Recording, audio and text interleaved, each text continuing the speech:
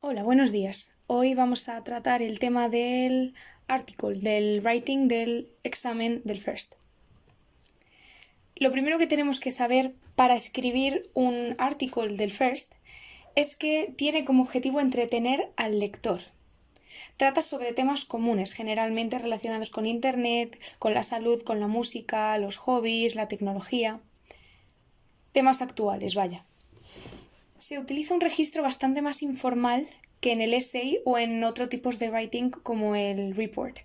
Se pueden utilizar contracciones, frases coloquiales, phrasal verbs y también te permite dirigirte al lector directamente, es decir, utilizar tanto la segunda persona como incluso la primera. La estructura que tiene consta del título, una introducción, las ideas divididas en tantos párrafos como haga falta, generalmente dos, y una conclusión. Se utilizarán en este writing recursos comunicativos que aporten fluidez al artículo, que mantengan interesado al lector, como preguntas retóricas o la segunda persona de la que ya hemos hablado antes. Tenemos que considerar que la estructura, como ya hemos dicho, consta de un título, que en este caso es obligatorio. Un primer párrafo que funciona a modo de introducción, los párrafos que desarrollan las ideas de que tratan el artículo y un último párrafo que concluye todo el artículo y puede incluir una recomendación personal. Es importante tener en cuenta que el artículo tiene una estructura bastante marcada y también tenemos que prestar mucha atención a lo que se nos pide en el ejercicio. En primer lugar, ¿para quién va a ser el artículo? ¿Para una revista local o para el periódico nacional? No es el mismo lenguaje el que hay que utilizar en ambos casos.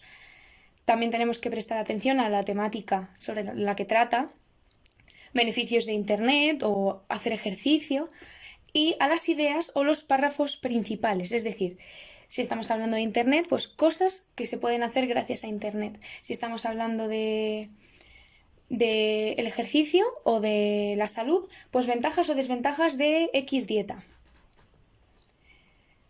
Empezaremos a analizar las partes. En primer lugar, el título. El título tiene que ser llamativo, tiene que captar la atención desde un primer momento del lector y no debe ser muy largo. Después encontramos la introducción. La introducción presenta el tema de una forma general, pero siempre tiene que dejar claro de qué va a tratar el artículo. Aquí es cuando hemos mencionado que se pueden utilizar preguntas retóricas para incluir directamente al lector en el artículo. Por ejemplo, ¿alguna vez te preguntas alguna vez qué opinas acerca de este tema? ¿O eres de ese tipo de personas que...? Y así podemos iniciar una introducción. Después pasamos a los párrafos que se dedican a las ideas principales del artículo. Podemos distribuir las ideas como queramos, pero no podemos hacer un único párrafo, es decir, tienen que ir separadas y tienen que estar bastante marcadas. Frases útiles que podemos utilizar para incluir ideas son los linkers, los conectores. Para introducir una nueva idea podemos utilizar firstly, first, to begin with, in the first place, the best thing about. Y para continuar, es decir, para introducir una segunda idea, una vez ya hemos iniciado el tema, podemos utilizar secondly, in the second place, also, in addition, moreover. Tenemos que recordar que aunque hemos mencionado que el registro es informal, no nos podemos pasar con la informalidad. Podemos incluir phrasal verbs, expresiones, idioms, contracciones e incluso exclamaciones, pero no es tan informal como podría ser, por ejemplo, un email. Y luego tenemos la conclusión. La conclusión se constituye en un resumen o una recomendación personal. Al final podemos incluir una última pregunta retórica al lector acerca de su opinión respecto del tema que hemos estado tratando en el artículo y podemos utilizar frases como in conclusion, to sum up, all in all, on the whole. Cualquier tipo de linker que nos sirva para empezar una conclusión lo podríamos utilizar en esta parte. Tenemos que recordar puntos importantes. Tenemos que utilizar conectores, linkers y expresiones. Tenemos que darle un toque personal al artículo, algo que haga que el examinador recuerde lo que ha leído. Para ello, pues podemos utilizar recursos como los idioms que ya vimos en un vídeo anterior. También tenemos que tener cuidado, como ya hemos dicho, con no excedernos ni con la informalidad ni con las preguntas retóricas. es un writing, no es un interrogatorio. Tenemos que tener en cuenta que aunque sea informal, no es excesivamente informal.